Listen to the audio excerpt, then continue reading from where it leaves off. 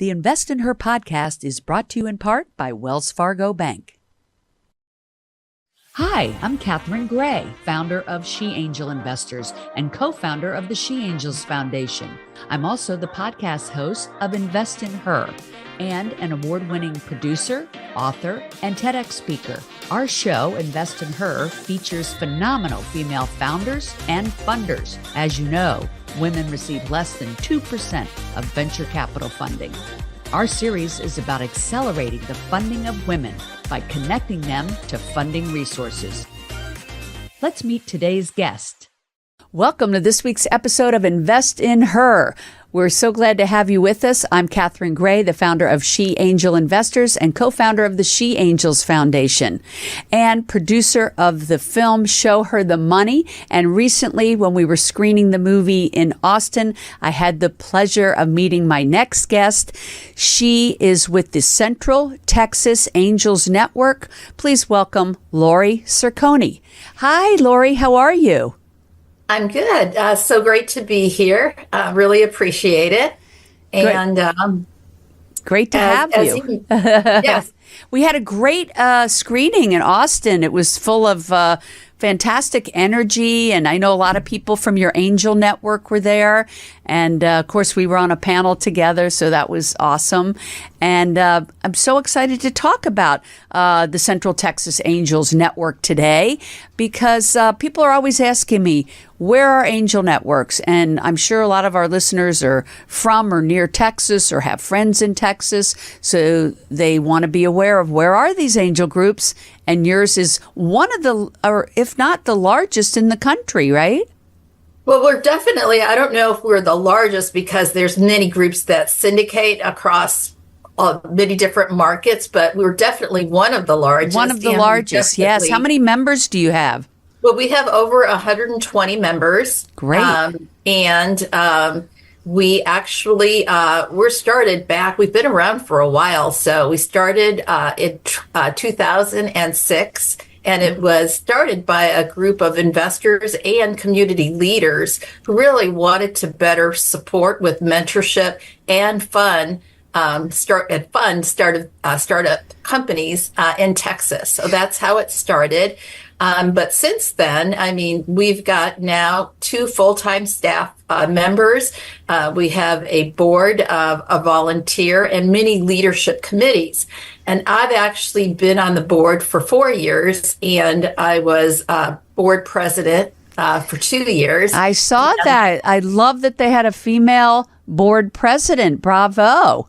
And I'm just curious, what is the ratio? Like, how many women belong to this angel group? Because we're on a mission to grow that. Yes. Currently, we have 28% of our members are women. Great. And so our mission is to, and I'll talk a little bit more about another committee that I lead, which is the Women in Angel Investing Committee, with the goal of supporting the women who join. But moreover, that is to really network with the greater ecosystem to encourage more female investors or those that are interested in investing to join an angel group, as well as, networking with groups that support women founders and making them aware that our angel network is there to support them and fund them. And ultimately, once we do have women in our group, another goal is to make them more prominent because, as you know, in a mostly male group, the men tend to take over, and so if a woman just sees presentations that are given by men and due diligence that are done by a team of men, then you are always going to, kind of have more of a male-dominated presence. And so one of the goals is to get females more involved in presenting content, females more involved on the diligence team, females involved on the committees and on the board. And by doing so, that's going to result in more companies that are funded that are female led. You probably know I did this TED Talk called Fund Women Save the World.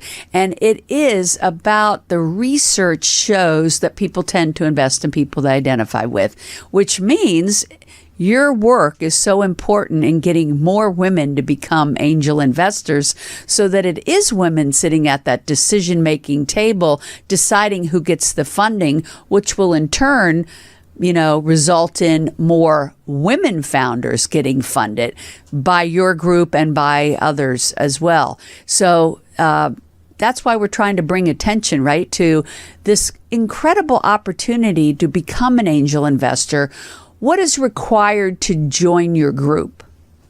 Yes, there's really not much that is required. I'll give you a little bit about why I joined, how I got involved in angel investing and what led me to the group. I started really investing early on in pretty high risk, high reward stocks, and mostly like tech stocks that tended to either do really well or go down to zero. And so although that was fun, I didn't really get a lot out of it, right? At the end of the day, it wasn't really rewarding. And after that, I invested in real estate, residential and commercial. And it's interesting because a lot of investors go down that same path. When I moved to Austin from California in 2016, really had a passion for startups and really wanted to network and thought about doing a startup myself. So I went back to UT Austin, and they had a great program, a master's in technology commercialization. So I went there for 2 years and got that degree. And while I didn't actually start a company, I was around so many entrepreneurs who were starting companies and who needed funding.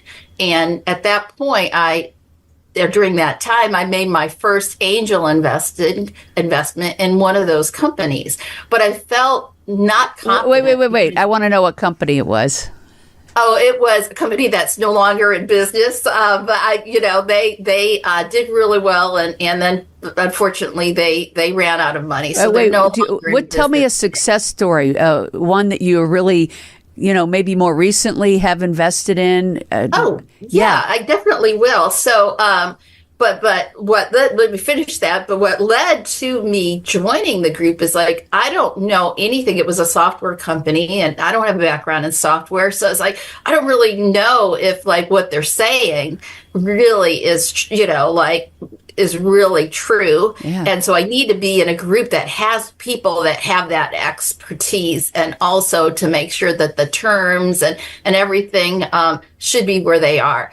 But in terms of a success, is when I joined the angel group, one of the things that I learned is, and this happens to many angel investors, is you get really excited, and it's like being a kid in a candy store. It's like you really just want to help everyone, and very optimistic. So I was making more investments than I should, being a new person. And I invested in many companies that first year, and then I kind of learned after a while and developed my thesis and knew what some of the red flags might be. And one of the companies I did invest in early on, it was 2017 when I made my first investment, was a consumer product device in senior tech. And that company it was a woman-led company, and they were raising their seed round. And one of the things when I talk about what I look for in a company is that female investor had great grit, meaning that, she would do whatever it took to the female founder, you mean, right? Yeah. And she had been with a number of Fortune 50 companies as a senior leader, and so great leadership skills. But the other important thing that I look for now is a CEO that there's two ways that a company can stay afloat. One is getting funded by sales, which is the most important. The other is raising money. And I think CEOs or the founding team need to be great at both, right? They have to do both very well. And so the CEO has done both extremely well, even during COVID, because, they were trying to scale as a pretty small, nimble startup, trying to scale a consumer product that's, not like a necessity during COVID. And what really challenging. I'm so interested. What is Senior Tech, and what is this product? And now I'm curious. So Senior Tech is any technology or product that uses technology that focuses on the senior market.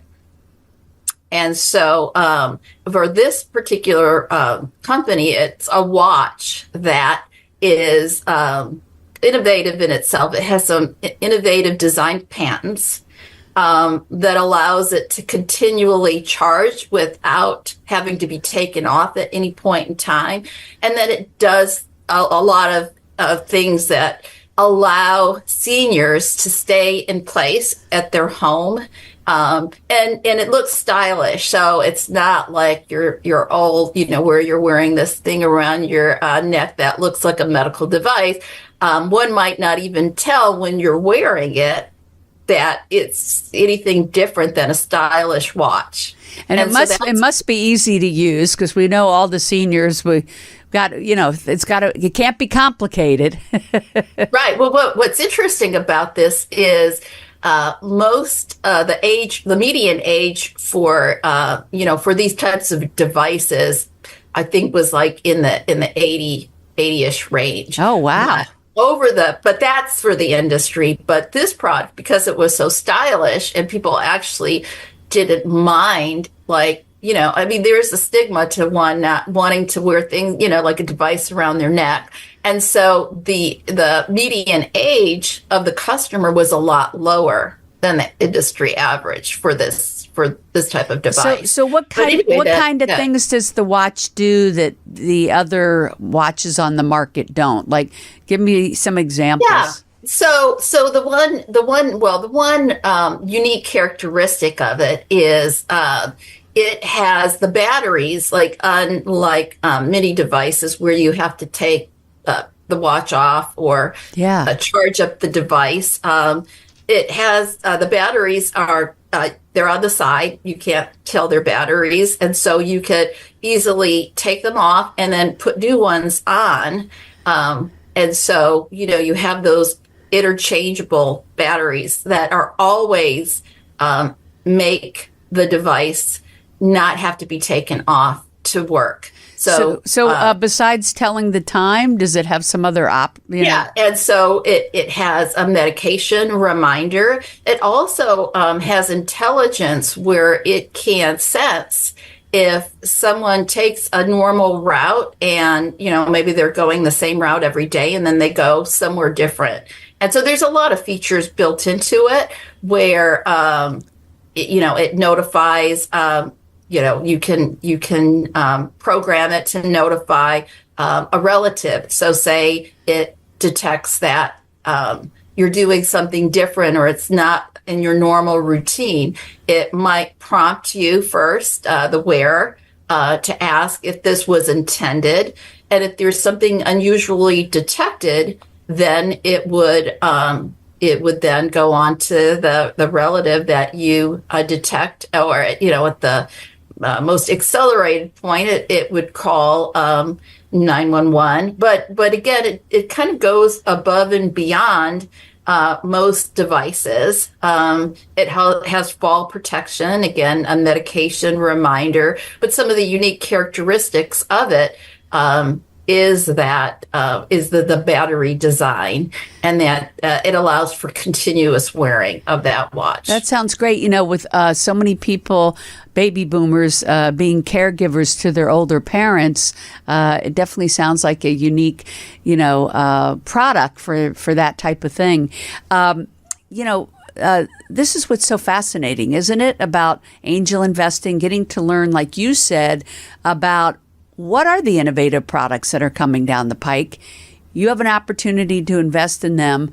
And I love what you said about angel groups. And I think that's one of the biggest pluses.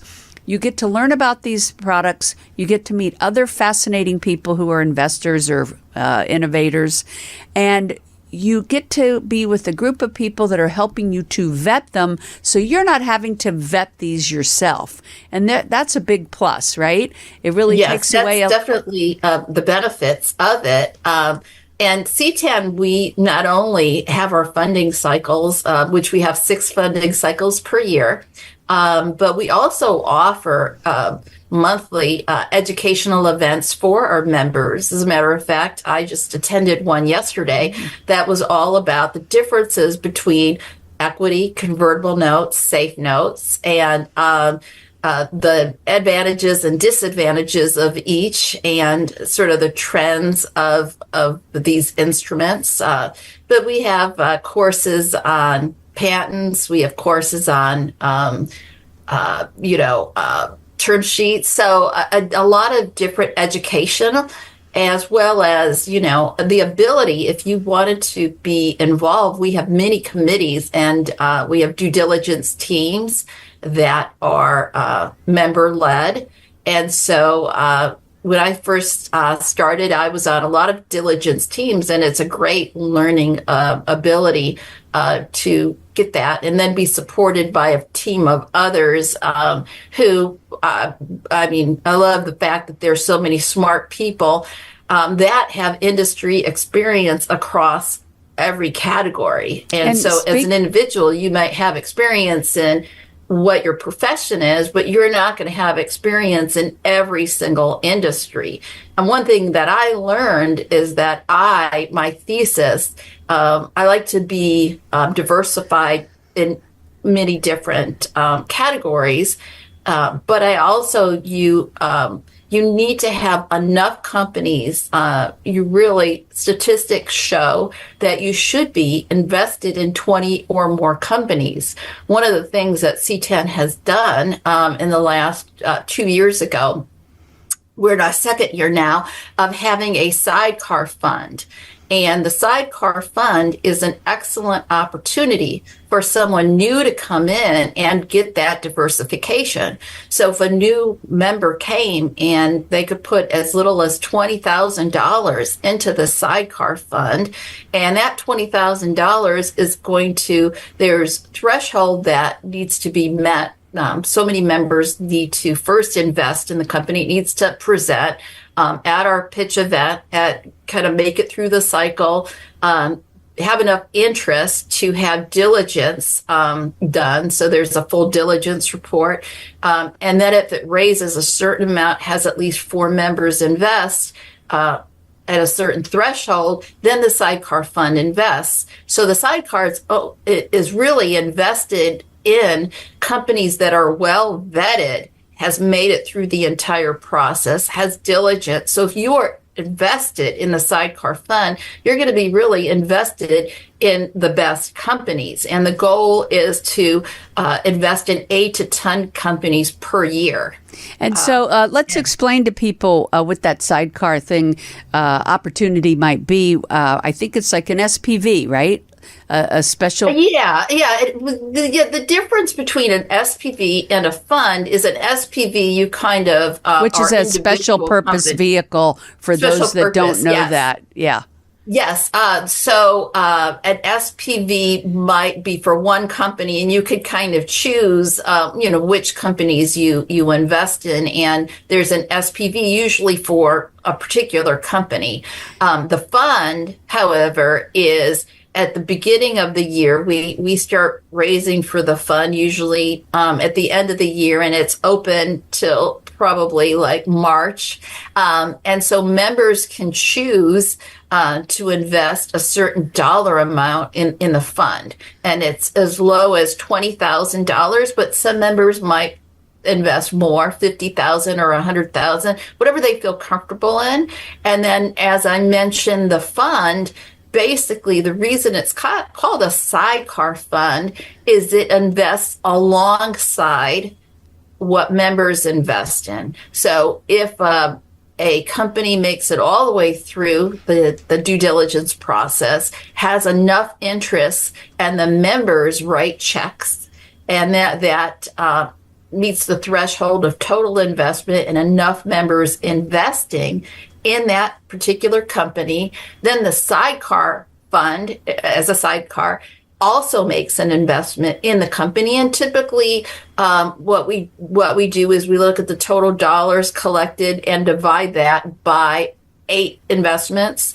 And so that allows us to invest anywhere from about 100 to 200,000 per company. And so as a member of the fund, you're getting a piece of equity in 8 to 10 companies. When I spoke about being diversified, if I were to join CTAN today and I join the fund, I would then get, after my first year, equity in 8 to 10 companies. And that's great because if I were to write checks in those individual companies, usually the minimums can be $25K. So I'd be looking at having to have 200,000 to get the same diversification. I love that concept. I'm so glad that Central Texas Angels Network gives both those opportunities. One, that you present companies to them that they could invest in individually, that you all help to vet for them, or they could go into this fund where they're with other people pooling their money, and then you all are allocating that to the 8 companies that you all see would be the best to invest in. And so giving them that automatic diversification of their funding. And 20,000 is a great entry level for that, making it very doable for a lot of people. I know sometimes people take it from their IRA or, savings or whatever, but so important to put a part of our portfolio in there. And then what a great opportunity to do either one of those things, direct invest or direct in your fund, but then go to your events and meet all these incredible people, whether they're funders or founders. And what a great arena to really meet brilliant, fascinating people. And I think a lot of people are starting to think, how do I get involved in this arena? And if you're in Texas, this is one way you can do that. So we want them to check out the Texas Angel Network.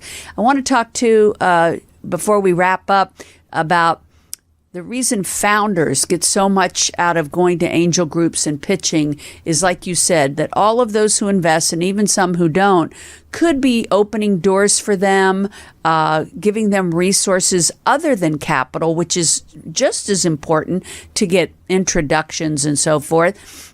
And each person in there has a different expertise. And I just wanted to mention for you, that expertise is the food industry and the food manufacturing industry. I know you have an amazing background in that arena. And so somebody has a food product, they're likely going to come to the Angel Group, have an opportunity to meet people like you that could help open doors for them, whether it be for their food sales or their manufacturing or distribution. That's gold, right?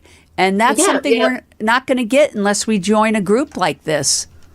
Sure. And just a couple of other points to note is that funding cycle that I mentioned, we do narrow it down to usually six companies at our final pitch event. But everyone who applies that meets our criteria, those pitch decks are sent out to all of our investors, and then we typically narrow it down and choose about 12 companies to pitch at a virtual pitch event, and then narrow it down to our final pitch event. But anywhere along the way, if a company doesn't get enough interest to go into diligence, we still have members that invest in them. And so we call those side investments, but 50% of our companies end up raising money by investors investing in them, even if they don't go through the entire diligence process. And we have a lot of members who, as you mentioned, are experts. Some have had successful companies that they have exited. Now they want to give back and they want to mentor founders. We have those who are retired that really have a lot of time and passion to mentor companies, to serve on boards, to be advisors. So that's something we offer. Outside of the funding cycle, we also offer opportunities.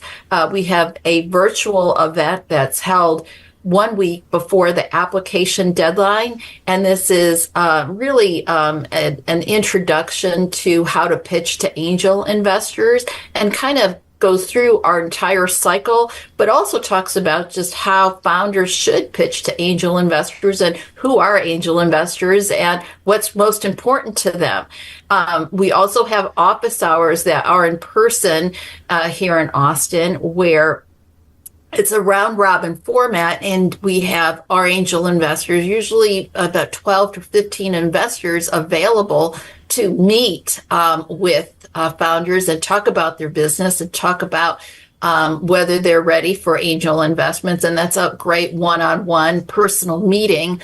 And then we have events throughout the years where we invite founders to attend. But we have the website, which is CTAN.com, CTAN.com. And on that website is a wealth of information about what our thesis is, about what our funding cycles are, how to apply, just common questions and answers. In addition to that, we are on LinkedIn, and you can find us under Central-Texas-Angel-Network. So you could follow us on LinkedIn, or follow us on Facebook under Central Texas Angel Network. Both of those social media sites will have our events and post our events ahead of time, and also have when the application deadlines are, so you don't miss out on those. And so those are just great additional events that can support founders. That's great. And do most of your live events take place in Austin, or? Most of our live events do take place in Austin, but as I mentioned, we do have, before every funding cycle, a virtual event, and we have companies from all over the country attend that virtual event. And that's great because we have at least 15 to 20 minutes at the end where it's Q&A. And so we answer a lot of questions, and founders have told us that's and they get a lot out of it. That's a great resource for them. Great. Well, I'm so glad that you are on the Women in Angel Investment Committee for this entity, trying to get more women to invest and working on getting that angel group to invest in more women. So great opportunity for both angel investors that want to be in that arena, and also for the entrepreneur women founders. So very exciting to learn about the Central Texas Angel Network today. Laurie, thanks for being a great guest. Everybody, you can also find Laurie, I take it, on LinkedIn, right? Yes, and it's under Laurie, Laurie dash Cercone, Cercone. Great. And of course, you can find me on LinkedIn as well, Catherine Gray, Catherine with a C and Gray with an A. And my website is sheangelinvestors.com.